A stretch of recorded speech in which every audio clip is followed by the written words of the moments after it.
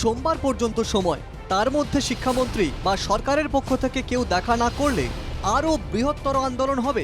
শনিবার বিকাশ ভবনের সামনে থেকে এমনই হুঁশিয়ারি দিলেন চাকরিহারা আন্দোলনকারীরা।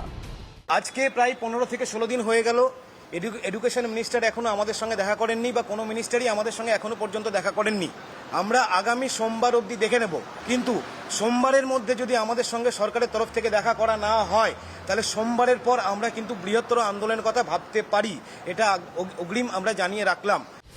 ইতিমধ্যেই বিকাশ ভবনের সামনে চাকরিহারাদের ধর্নার 18 দিন অতিক্রান্ত। হাইকোর্টের নির্দেশে এবার অন্যত্র সরে যাচ্ছে চাকরিহারাদের অবস্থান। তবে তার আগে আদালতের নির্দেশ মতো জল, বায়ো টয়লেট সহ সমস্ত ব্যবস্থা প্রশাসন করছে কিনা তা দেখে নিতে চাইছেন আন্দোলনকারীরা।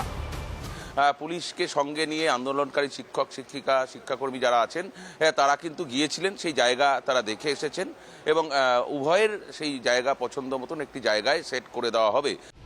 পার্শ্ববর্তী যে মাঠটি অবস্থান মঞ্চের জন্য ঠিক করা হয়েছে সেখানে অস্থায়ী ছাউনি সহ বাকি ব্যবস্থার পরই সরার সিদ্ধান্ত নিয়েছেন চাকরিহারারা। ওনাদের সঙ্গে কথা হয়েছে আমাদের, তো ওনারা ওটা করে দিলে আমরা তখন চলে যাব, শিফট হয়ে যাব, এটাই আপাতত ডিসিশন হয়েছে।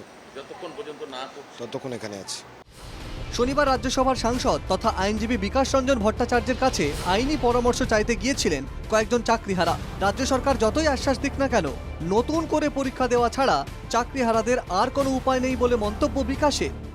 জানতে এসেছিলেন যে আইনত ওদের কাজ ফিরে পাওয়ার সম্ভাবনা আছে কিনা, সেটাই পরিষ্কার করে বলে দিলাম যে সুপ্রিম কোর্টের রায় হওয়ার পর ওদের আর পুরনো কাজ ফিরে পাওয়ার কোনো রাস্তা নেই। ওদের নতুনভাবে পরীক্ষায় বসে ওদের যা যোগ্যতা আছে সেই যোগ্যতা এবং মেধা দিয়ে ওরা আবার চাকরি ফিরে পেতে পারেন, এই পরামর্শই আছে, অন্য কোনো পরামর্শ দেওয়ার নেই। আমরা এখন যে পরিষ্কার কথা, রাজ্য সরকার এবং স্কুল সার্ভিস কমিশন যারা মূলত করাপশনটা করেছে তারা অবিলম্বে এই যে প্রকাশ্যে আনুক কারা কারা নির্দিষ্টভাবে এই দুর্নীতিমূলক প্রক্রিয়ার সাথে যুক্ত আর কারা যুক্ত নয়, এটা পাবলিক ডোমেনে আনুক। চাকরিহারাদের অধিকাংশই যখন নতুন করে পরীক্ষায় বসতে নারাজ, তখন পরীক্ষা নিয়ে একগুচ্ছ নতুন সিদ্ধান্ত স্কুল সার্ভিস কমিশনের। ফিরছে পরীক্ষার্থীদের কার্বন কপি দেওয়ার নিয়ম। ওএমআর শিট সংরক্ষণের সময়সীমা অনেকটা বাড়ানো হচ্ছে। আগে ওএমআর সংরক্ষণের সময়সীমা ছিল 1 বছর। স্বচ্ছতা আনতে ইন্টারভিউতেও বেশ কিছু পরিবর্তন করা হচ্ছে।